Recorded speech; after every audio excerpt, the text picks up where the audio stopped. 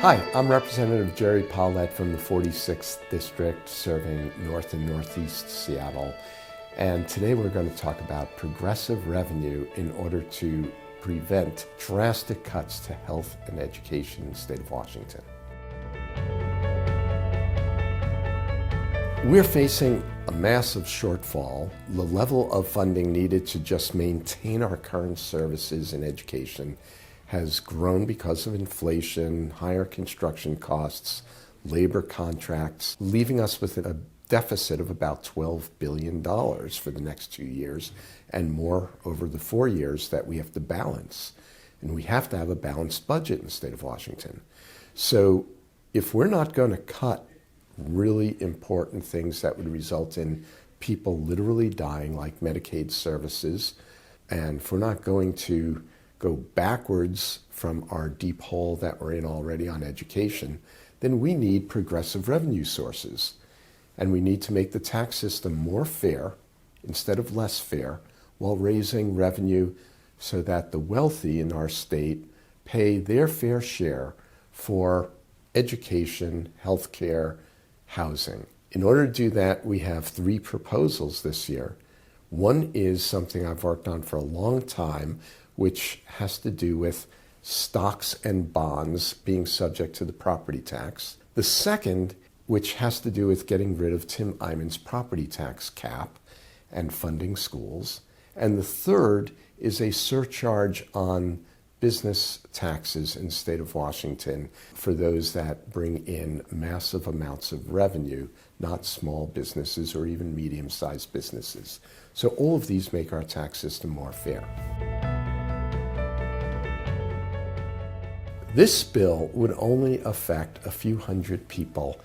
If you don't have $50 million in the stock market or other financial investments, apart from your retirement account and pensions, not that I know of anyone who has a pension with $50 million in it, you don't pay anything. And in our district, the 46th, we're one of the wealthiest districts in one of the wealthiest states in the nation and in the wealthiest country in the world. And many of our constituents recognize that they're not paying their fair share. And I don't think that we'll have many people who object to paying 0.08% on the value of their investments over $50 million.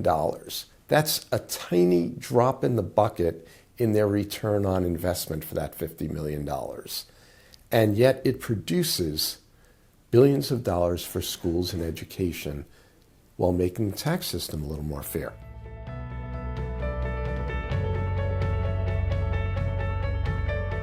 Again, 20 years ago, Tim Eyman led an initiative to cap the growth in revenue from property taxes at 1% per year. Property tax, the state portion, is our primary funding for our children's education, set in the state constitution. Everyone's familiar with our paramount duty being funding education, and in the Constitution it says the primary way we fund education and meet our paramount duty is the state portion of the property tax.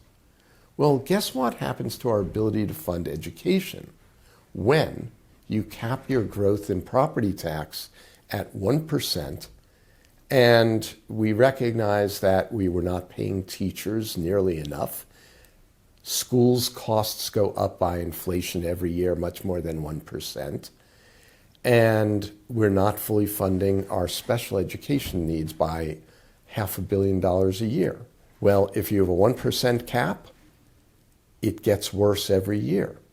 So our proposal is to change that to take into account inflation and population growth, but cap it at 3%. And it does not mean that your taxes on your home will go up by 3%, because this gets spread out as a rate. Next year, that would mean $50 million right away. And in a couple of years, it would be $250 million. And in a few years, it would make up for the current deficit in funding for special education, because that 2% growth compounds and really adds up quickly. And if we had adopted this just 5 years ago, if we had done this, we wouldn't have a massive hole in our school budgets all across the state, threatening our school districts with bankruptcy.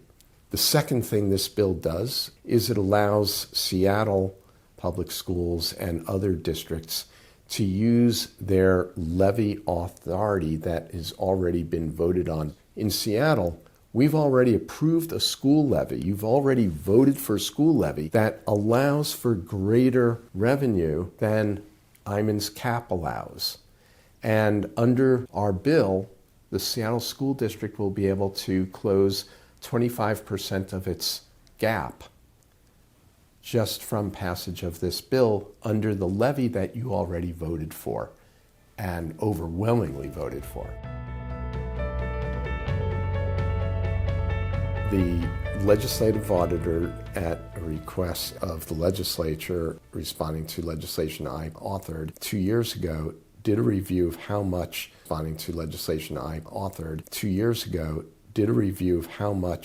our districts were having to fund special education out of their levies when it's supposed to be basic education paid for by the state.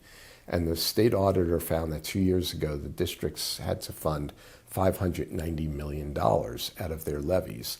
And this year, Seattle is spending $74 million out of its roughly $100 million deficit on special education that should be paid for by the state. So 3/4 of Seattle's deficit is from not funding special education. Our House bills provided only a very small drop in the bucket towards that. The Senate makes a very substantial investment in their proposals towards closing that gap.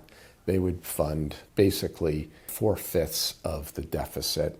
And I believe the Senate is going to agree to Bergquist and my bill on the property taxes to help fund this and to help the districts fund with their own levy authorization, so we could close most of Seattle's deficit with these two bills in tandem. In the 46th district, which has, as I said, some of the wealthiest individuals in the world, only about 150 people will pay this tax on financial investments over $50 million. I've knocked on every door in our district at one time or another and spoken to people about our capital gains tax and this proposal, which I've championed for 13 years. And to a person, most of the wealthy households have said to me they are willing to step up and pay a tax on investments like this over $50 million in order to fund our children's education and health care.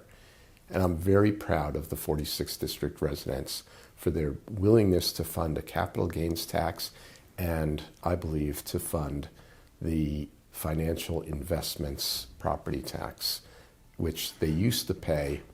And now, with federal tax cuts, they're getting a huge break anyway, and they recognize it and are willing to pay more. Thank you to our residents who are willing to do that.